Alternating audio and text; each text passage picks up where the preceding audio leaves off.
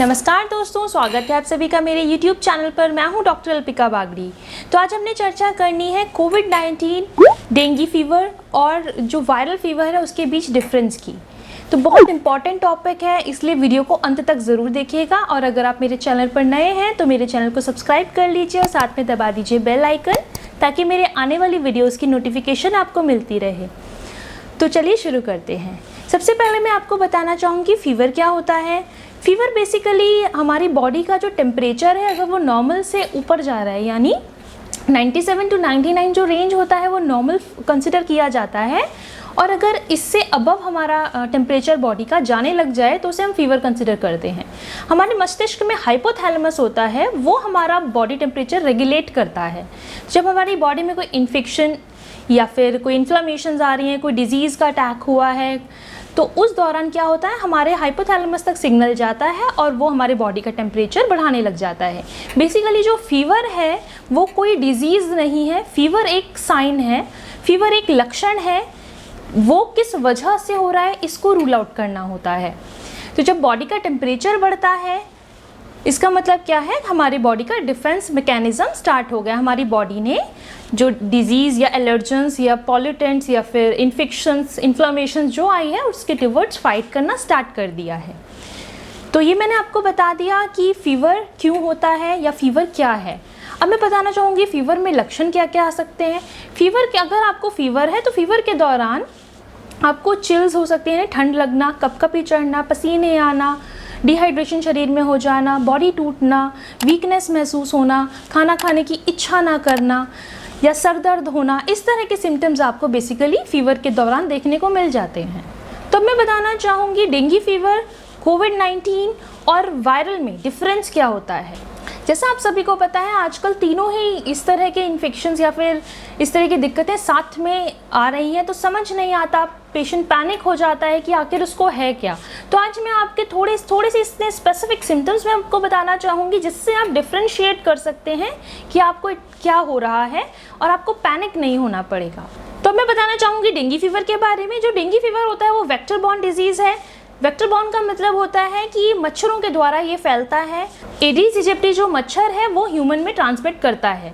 ये भी बेसिकली एक वायरल इन्फेक्शन है। नेक्स्ट होता है कोविड-19। कोविड-19 usually caused by swords corona virus, यानी ये भी कोरोना वायरस का ही एक प्रकार है जिसके थ्रू ये फैलता है। और ये एक रेस्पिरेटरी ड्रॉपलेट्स के थ्रू ह्यूमन टू ह्यूमन या ऑब्जेक्ट टू ह्यूमन, इस तरह का ट्रांसमिशन रहता है।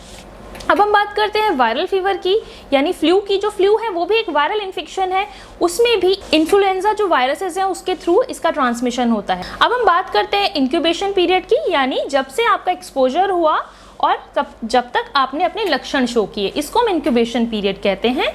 तो जो डेंगू फीवर का इंक्यूबेशन पीरियड है वो 3 to 10 डेज का है। इसके इन बिटवीन आपको कभी भी सिम्टम्स आ सकते हैं। अगर हम कोविड-19 की बात करें तो इसका जो इंक्यूबेशन पीरियड होता है वो 14 डेज़ का होता है, और मीडियम में अगर हम देखा जाए तो 5 to 7 डेज़ के अंदर भी सिम्टम्स आने लग जाते हैं। नेक्स्ट हम बात करते हैं वायरल फीवर की। तो उसका जो इंक्यूबेशन पीरियड है वो बेसिकली 1 to 3 डेज़ का होता है। इसका मतलब ये है कि जो वायरल फीवर है वो बहुत जल्दी आप कैच कर लेते हैं। जो वायरल फीवर का ट्रांसमिशन है वो भी यूजुअली ह्यूमन टू ह्यूमन हो जाता है। अब हम बात करते हैं क्लिनिकल कोर्स की।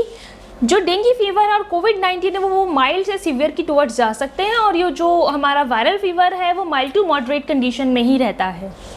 अब हम बात करते हैं सिम्टम्स की, जिनसे हम डिफ्रेंशिएट कर सके डेंगू फीवर में, कोविड-19 में और वायरल फीवर में।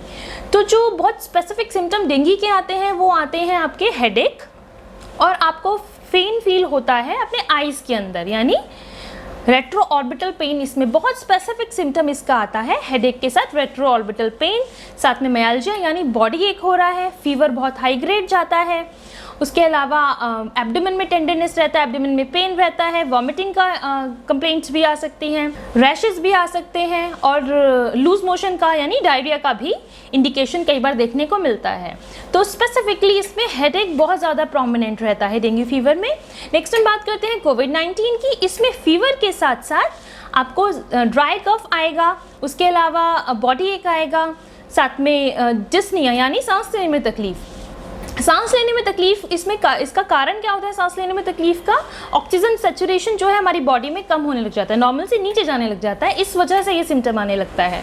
उसके अलावा लॉस ऑफ स्मेल या फिर लॉस ऑफ टेस्ट भी देखा जाता है। साथ में किन्हीं केसेस में इसमें जुकाम या फिर नेजल डिस्चार्ज या फिर डायरिया, वॉमिटिंग, इस तरह की कंप्लेंट्स भी देखने को मिलती हैं। अब मैं बता दूं आपको वायरल फीवर यानी फ्लू के बारे में। जो फ्लू के जो बेसिक सिम्टम्स रहेंगे वो रहेंगे फीवर हो रहा है, चिल्स हो रहा है, साथ में रनिंग नोज है, गले में इरिटेशन है, माइल्ड सा कफ है, उसके अलावा बॉडी एक है, वीकनेस फील हो रहा है और किसी केस में लूज मोशन या फिर डायरिया रिलेटेड सिम्टम्स भी देखने को मिल जाते हैं। इस तरह के सिम्टम बच्चों में देखने को मिलते हैं यूजुअली। अब मैं डिफरेंशिएट करना चाहूँगी इन्हीं सब सिम्टम्स को एलर्जीज और कोल्ड से।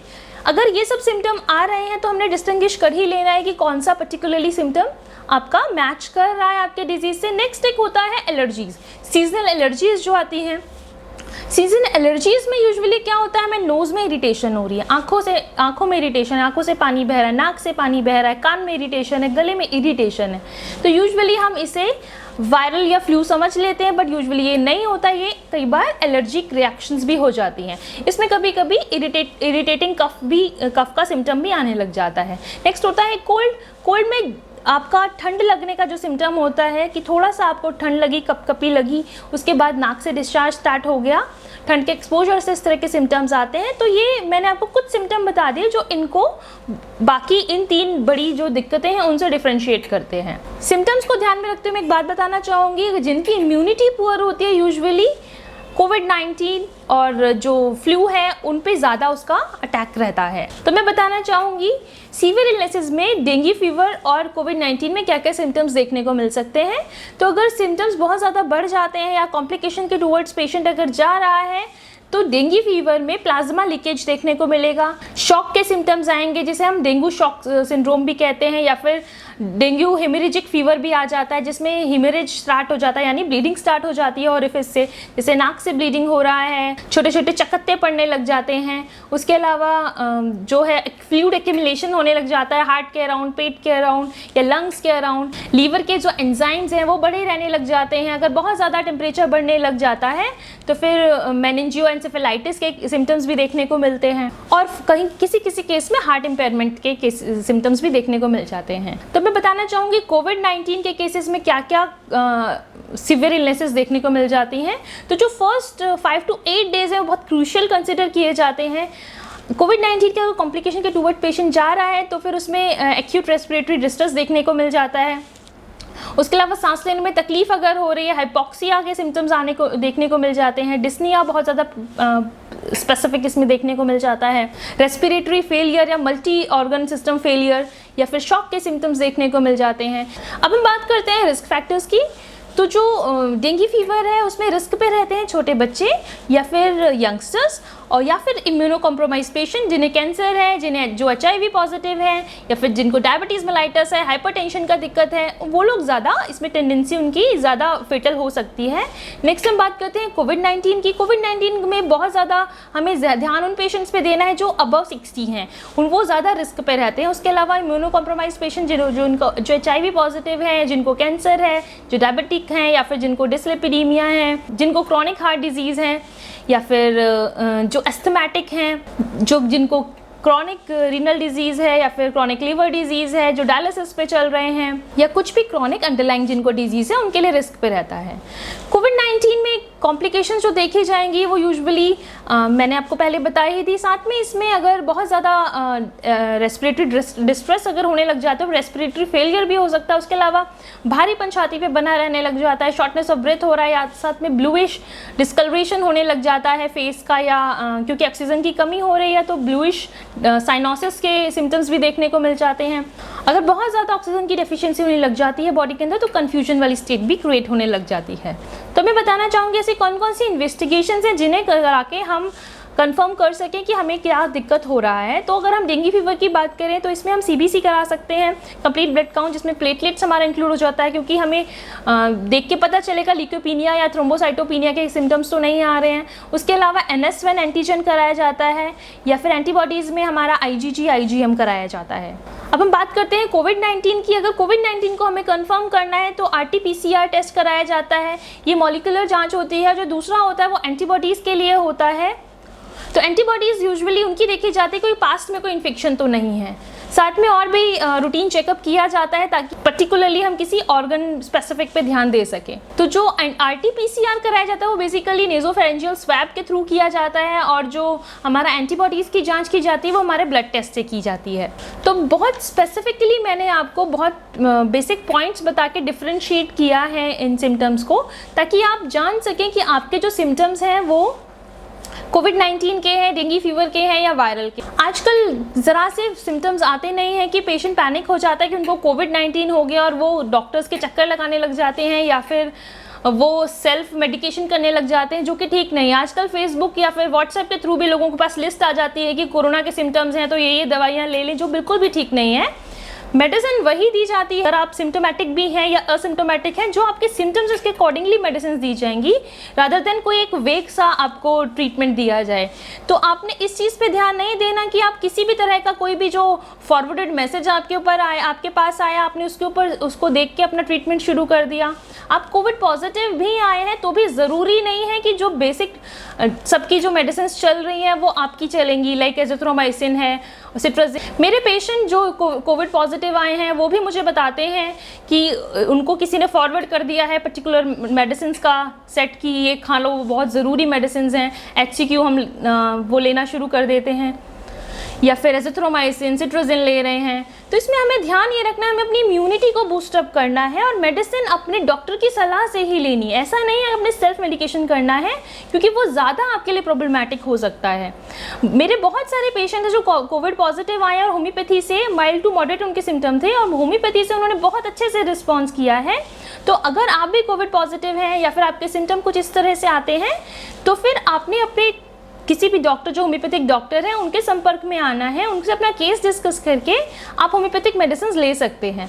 और अगर आपको डेंगू फीवर भी आ रहा है तो भी आपने डरने की बात नहीं है, आप समय में अपना टेस्ट कराइए, जो भी सिम्टम्स आपके आ रहे हैं अपने डॉक्टर से डिस्कस कीजिए, फ्लूइड का इंटेक बढ़ा दीजिए, साथ में अपनी इम्यूनिटी का आप ध्यान रखिए, हेल्दी डाइट लीजिए, बाहर की चीज़ें खाने से बचिए।